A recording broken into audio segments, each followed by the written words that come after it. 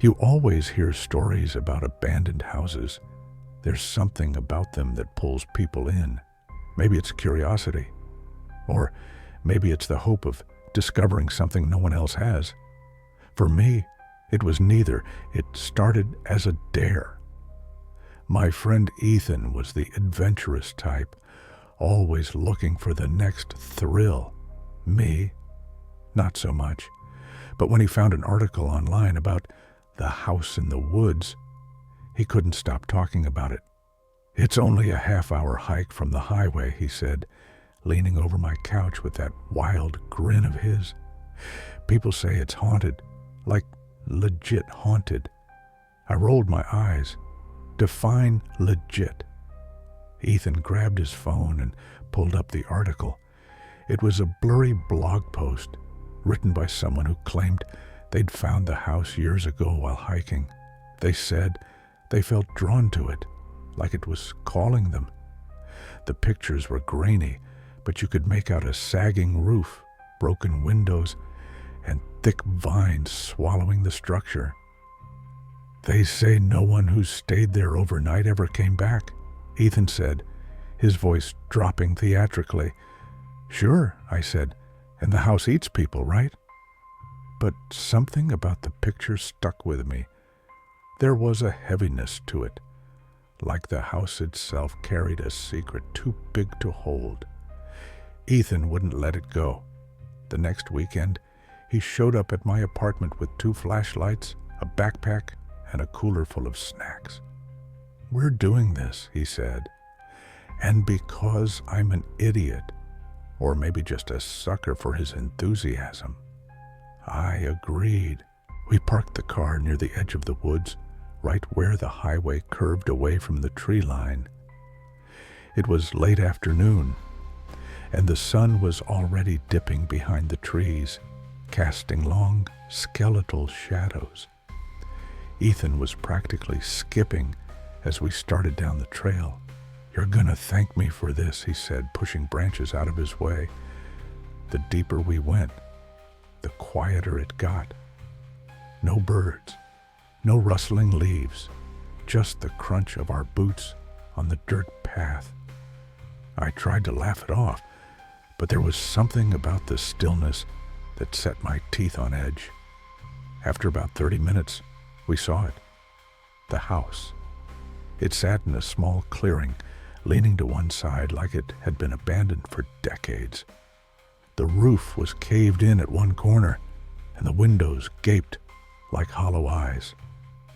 Ivy climbed the walls, choking what little life might have been left in the structure. Ethan let out a low whistle. "Damn, it's perfect." "Perfect for what?" I muttered, but he was already moving toward the porch. The air grew colder as we approached. Not the kind of chill you get on an autumn evening. This was different. Heavy. Wrong. The wooden porch groaned under our weight as we stepped up to the door. It was barely hanging on its hinges, splintered and warped with age. Ethan gave me a look, then pushed it open with a loud creak.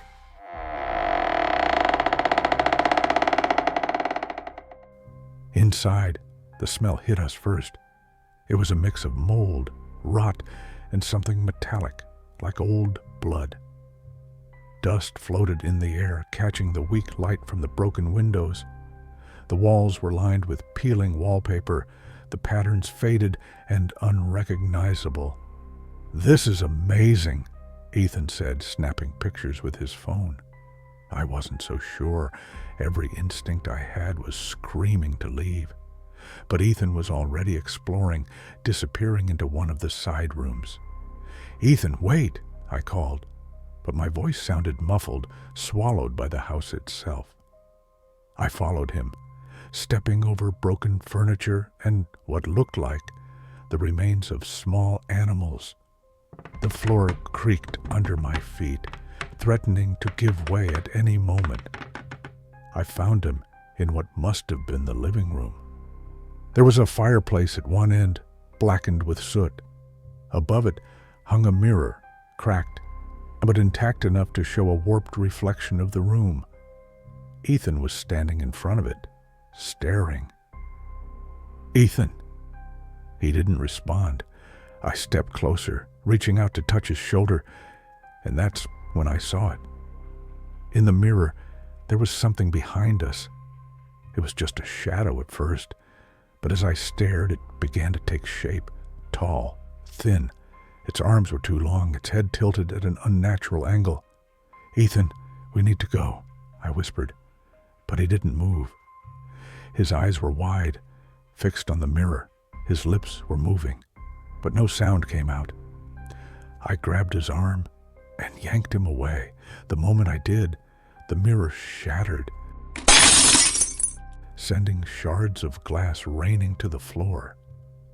Ethan snapped out of it, blinking like he'd just woken from a nightmare. "What the hell just happened?" he muttered. "I don't know," I said, "but we're leaving. Now." We made it back to the porch when we heard it. A low, guttural sound like a growl coming from deep inside the house. I turned back, and for a split second I thought I saw something move in the shadows, something tall and skeletal crawling on all fours. Ethan froze. "Do you see that?" he whispered. I didn't answer. I grabbed his arm and dragged him down the steps, through the clearing and back onto the trail. We didn't stop running until we reached the car. That night, I couldn't sleep. Every time I closed my eyes, I saw the house, the mirror, the thing in the shadows. Around 3 a.m., my phone buzzed. It was a text from Ethan. "Don't look in the mirror." I called him immediately, but the line was dead. The next morning, I drove to his apartment. The door was unlocked, the place a mess, like he'd left in a hurry. In his bathroom, the mirror was shattered, the shards scattered across the sink, and scrawled on the wall in what looked like blood were the words, "It came through."